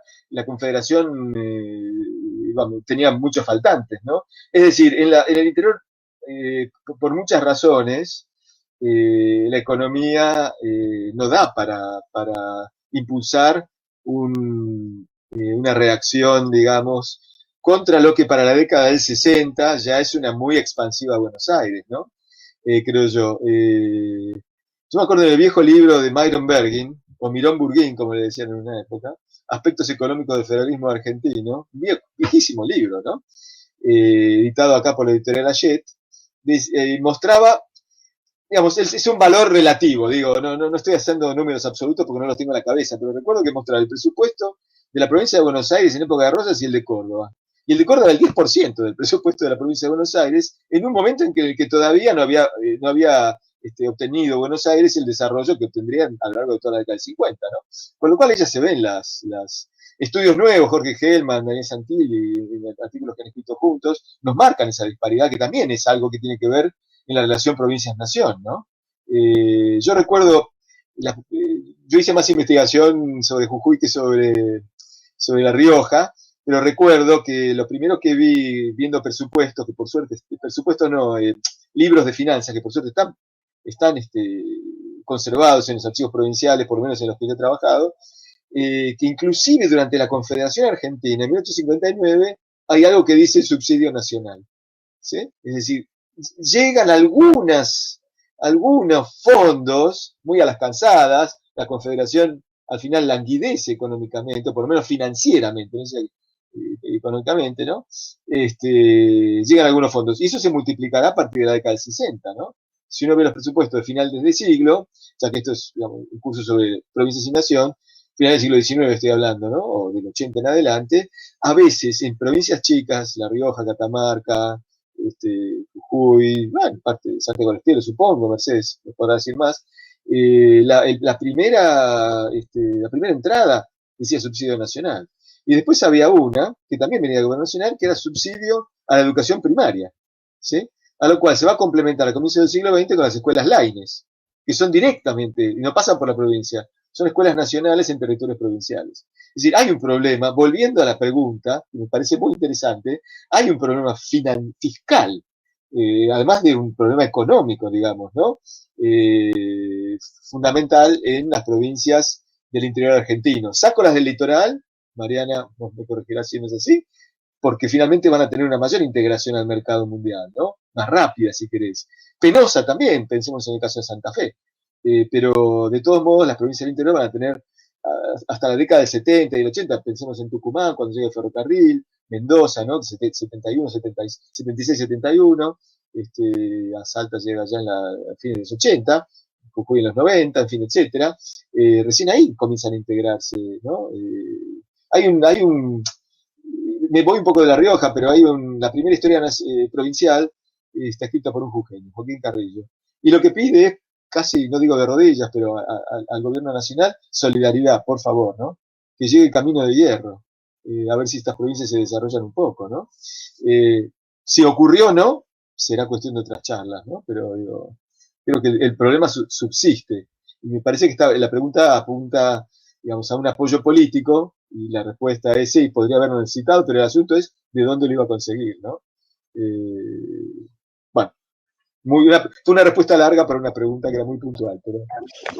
Sí, yo tengo voy a aprovechar hoy para hacer una pregunta yo de algo que me parece muy interesante, la historiografía de los trabajos históricos de los últimos tiempos para quienes no trabajamos este periodo.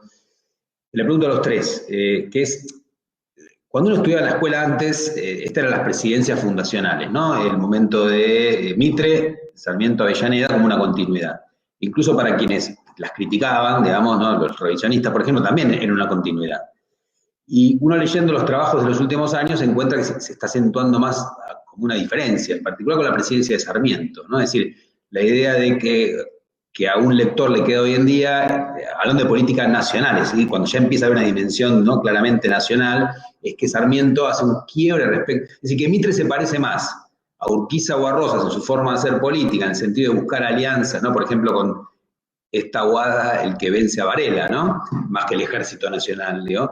Y que Sarmiento, que cuenta con un ejército ya, estoy hablando por boca de otros, que con otro ejército fogueado en la guerra de la Triple Alianza, digamos, puede ya empezar a hacer otro tipo de política, por lo menos buscando depender menos de alianzas con figuras locales.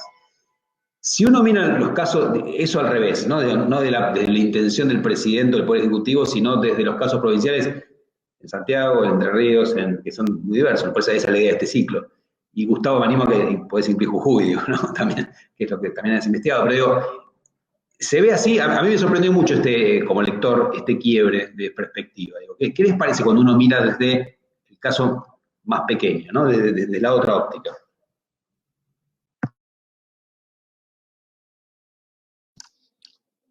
Bueno, con respecto a Santiago, sí se abre más, digamos, el acercamiento de Sarmiento, en parte, no totalmente, creo, porque Sarmiento estaba enemistado con los Taboada, y era una enemistad muy fuerte, o sea que eso va a ser un impedimento.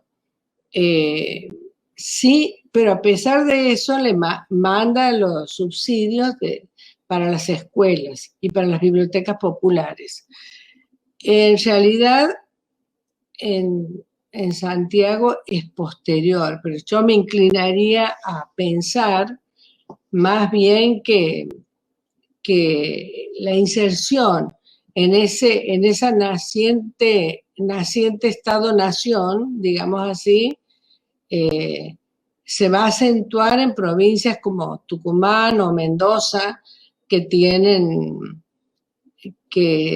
cuyas élites logran un reacomodamiento más íntimo con las élites nacionales y logran beneficios para su producción económica, el caso del azúcar y de la vid en Mendoza. Y el caso del azúcar es muy significativo porque en Santiago también se producía azúcar. Y más allá de que puede ser el clima o no, más o no benigno, aquí había ingenios importantes, pero los fletes eran diferenciados con relación a Tucumán. Las vías férreas se construyen de Trocha Angosta, Santiago del Estero, y Trocha Ancha a Tucumán, o sea que resultaba mucho más barato exportar el azúcar desde Tucumán a Buenos Aires que desde Santiago, que queda más cerca, a Buenos Aires por los fletes diferenciados. Entonces, aquí la producción azucarera, por ejemplo, que se van a instalar ingenios importantes a fines del siglo XIX, se funden, pero por exceso de producción, porque no tenían mercado a donde llevar. Entonces, me parece que no es uniforme en todo el norte ni en todo el interior del país, y va a depender de otros factores, de la ubicación de las provincias, el caso de Córdoba, que está en la unión entre el Atlántico y el Pacífico, digamos, para la salida a Chile, y bueno, como mencioné recién, Tucumán y Mendoza, y bueno, algo Salta por la inserción de la élite salteña, pero no sé, las provincias litorales totalmente diferentes, porque incluso hasta la inmigración al noroeste es mínima, la inmigración que llega, no llega a un 10%.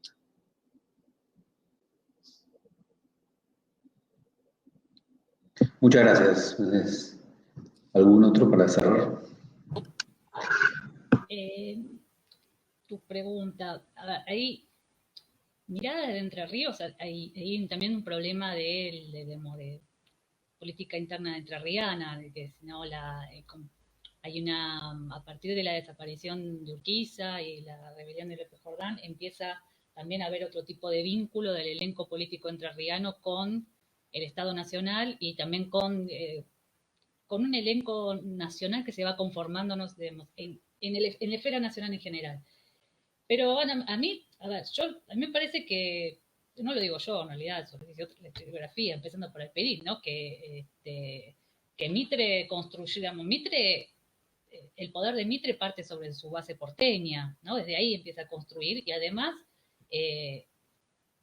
es un Estado nacional mucho más débil del que va a recibir Sarmiento y que luego que va a recibir Avellaneda. Digamos. Además es un Estado nacional que se está conformando, pero atraviesa guerras, rebeliones, la guerra del Paraguay, gasta muchísimo, no tiene momento como para empezar a apostar para construir el progreso. Y en el caso del litoral, durante la década de 1860, no se reciben muchos fondos, no hay obras de infraestructura importantes.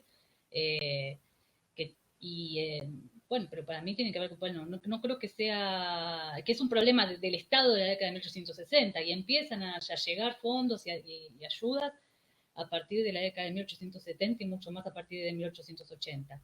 Pero aquí hay otra cuestión, es el Estado Nacional no lo pensemos también solo como el Ejecutivo, ¿no? Porque las obras importantes de infraestructura se discuten en el Congreso. Y aquí en el Congreso, y entonces empiezan a jugar precisamente un elenco político nacional donde, digamos, los distintos actores de cada provincia tienen que negociar, no necesariamente con el Ejecutivo, sino los votos de otras provincias. Entonces empiezan a gestar tipo alianzas la verdad que no puedo ahora traer ningún ejemplo concreto, pero invento, ¿no? Entre Ríos con Tucumán, etcétera, ¿no? Conseguimos apoyo para tal ferrocarril a cambio de que nos des apoyo para las finanzas, para la construcción de muelles, etcétera, etcétera. Entonces, cuando pensamos en cómo el Estado Nacional empieza a generar, digamos, presencia material en todo el contexto nacional, pensemos también que se trata de un elenco político nacional que está interviniendo ahí, que incluye actores de todas las provincias, y que no solamente el Ejecutivo Nacional es el que tiene la voz cantante. Si pudiese agregar una cosa más, que tiene que ver con las capacidades estatales, ¿no? Pero antes algo. Creo que además de la reescritura, de separar lo que es, digamos, la presidencia de Mitre con las otras dos, me parece que también lo que ha habido en este periodo, en particular de la organización nacional, como dice el título de la charla, entre comillas, es que se está reescribiendo desde las provincias, ¿no? En buena medida. Y eso es lo interesante de este periodo. Porque por un lado, ya tenemos desde el año por lo menos del 62, tenemos una estructura de poderes nacionales asentada o asentándose en todo el territorio controlado desde ese Estado, digamos, en expansión, de la República Argentina, ¿no?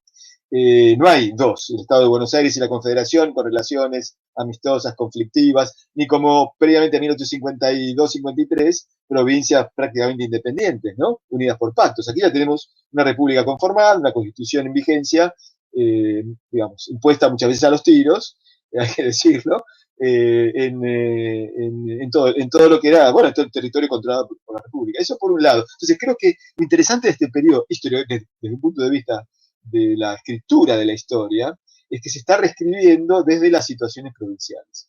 Y esas situaciones tienen que ver, creo que la diferencia que vos marcaste, Gabriel, y que Mariana y Mercedes también reforzaron, tiene que ver en parte con las capacidades estatales. No es el mismo Estado, dijo Mariana, que recibe Sarmiento luego de una guerra que amplió el ejército, que el que tenía Mitre, ¿no? Que había nacionalizado el ejército de Buenos Aires en última instancia, ¿no?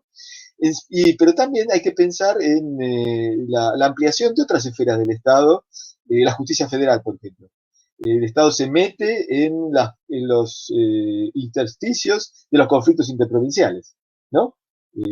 En segundo lugar, la formación de las élites, porque está muy bien, Mariana tiene razón, digamos, las élites no son las mismas, van cambiando, algunas se alinean con Mitre, otras, los Taboada, por ejemplo, ¿no? O los de Jujuy, el Sánchez de Bustamante, otros no, en Salta persiste un urquicismo durante mucho tiempo, ¿no? Sino que van cambiando, porque también se van formando dentro de las instituciones estatales, los famosos colegios nacionales, ¿sí? Es decir, los colegios nacionales son, en última instancia, bueno, o en primera tal vez, son formadores de futuros funcionarios, ¿no? No solamente el Colegio Nacional Central de Buenos Aires, sino todos los colegios nacionales que se van situando allí. En tercer lugar, algo que habría que mirar mejor, creo yo, son los medios de comunicación, y no solamente el ferrocarril, sino el telégrafo, que cambia la política. Porque antes, digamos, había un chasqui que llevaba una noticia de alguna revolución, entre muchas comillas, en la provincia de La Rioja, a la de Catamarca, a la de, ¿no? Y era chasqui que podía ser, digamos, del servicio de postas o privado. Bueno, ahora hay un telégrafo, ¿sí? A los 5 minutos se sabe, por ejemplo, en algunas provincias, copar el telégrafo implicaba que no saliera ninguna noticia afuera y no entrara ninguna adentro. Es decir, implicaba que el gobierno nacional no se enterara de lo que estaba pasando, ¿sí? Y en último lugar, creo que la diferencia marcada es el gobierno de Avellaneda, porque ahí empiezan a aparecer, a utilizarse la localización nacional de los regimientos del ejército, ¿no? Digamos, eso se ve muy bien en el norte, cuando digamos, se emplean por diferentes rivales provinciales, pero también por el gobierno nacional, digamos, secciones del ejército que están allí para proteger las fronteras o lo que fuera en la política interna, ¿no? Es decir, es muy interesante este periodo porque la relación en provincia-nación se dinamiza, se complejiza y la historiografía la está reescribiendo. Y eso me parece básico, ¿no? Fundamental. No sé si yo en esto termino aquí, pero hay una pregunta muy interesante de un señor, Oscar Cantero, sobre la figura de Urquiza. Se dice, atando, no sé si me puedo meter, Gabriel. Atando las intervenciones, ¿cómo subsiste la figura de Urquiza como una especie de horizonte a futuro del federalismo, ¿no? Un poco ya hablamos, la famosa defección de Urquiza. En el interior, el urquicismo subsiste, digamos, Urquiza sigue siendo un líder muy popular, ¿no? Esa figura realmente merecería como un estudio de historia cultural, ¿no? Esa figura de Urquiza, creo yo, porque es una figura muy importante. Sí, deteriorándose, posiblemente antes en el interior, eso sugiere el señor Cantero, antes en el interior, pero antes en el litoral que en el interior. Nunca lo pensé así, pero me parece que es una pregunta para pensarla, ¿no? Me resultó muy interesante. No sé qué opinan ustedes al respecto, ¿no? Perdón, gracias. Sí, si alguien quiere decir algo más sobre Urquiza, y ahí dejamos. No, que me parece re interesante, no la había visto, la pregunta de Oscar Cantero, porque, bueno, no lo había pensado así y es un tema a indagar. Digamos, yo lo que quiero agregar es que posiblemente, tal vez en mi exposición quedó como que Urquiza totalmente vapuleado en la opinión pública entrerriana, lo cual si uno se coloca en 1870 puede llegar a ser, pero ya hacia principios del siglo XX Urquiza ha sido totalmente restituido. Y en Entre Ríos, hoy en día todavía hay una especie, utilizando el término tan de moda hoy en día, una grieta entre urquicistas y jordanistas. Es más, Urquiza durante todo el siglo XX ha tenido mucho más apoyo estatal para restituir su figura, monumentos, homenajes, etcétera, que López Jordán. Pero nada, me quedo con la pregunta de Oscar Cantero para pensar, para ver si podemos investigar por ese lado. Sí, lo saludamos a Oscar, que también expuso sobre misiones, ¿no? Cuando vimos Independencias. Bueno, si alguno quiere agregar algo más, y si no, ya cumpliendo las 2 horas, como dice Gustavo habitualmente, dado el avanzado de la hora, como decían en el siglo XIX, podemos ir dejando. Quiero agradecerles a todos y a todas las presentes que dejaron sus comentarios, sus saludos. E invitar a todos a la próxima charla. Este ciclo sigue en 2 semanas. Esta vez no nos vamos a meter con un periodo concreto, sino con otro tema que tiene que ver con cómo se narran los pasados provinciales, ¿no? Es decir, así como en la narración de la historia nacional de distintas provincias varía también la propia mirada o de la historia nacional o del propio pasado provincial, y elegimos 3 casos. Ustedes saben, todas estas charlas darían para que estuvieran todas las provincias representadas. No podemos, por una cuestión de ya 3 es mucho, pero está bueno como ejercicio. Y bueno, bueno, vamos eligiendo de acuerdo a casos interesantes, bueno, y muchos otros lo serían también, ¿no? Hay algo de arbitrariedad en esto. En este caso vamos a ir a gente que ha hecho estudios muy interesantes sobre ese tema. Va a estar Diego Escolar para hablar de Mendoza y San Juan, va a estar Ana Teresa Martínez para hablar de Santiago del Estero, y Gabriela Quiñones para hablar de Corrientes, ¿sí? Entonces, Corrientes, Santiago y, bueno, y Cuyo en junto, ¿no? Mendoza, San Juan, va a ser el próximo miércoles 21 de junio, siempre por acá, y a las 17:30 como es habitual en el ciclo. Así que, bueno, quiero saludar a todos, agradecerle otra vez a los 3 expositores por las excelentes charlas, y bueno, será hasta el siguiente encuentro. Bueno. Hasta luego. Gracias. Bueno.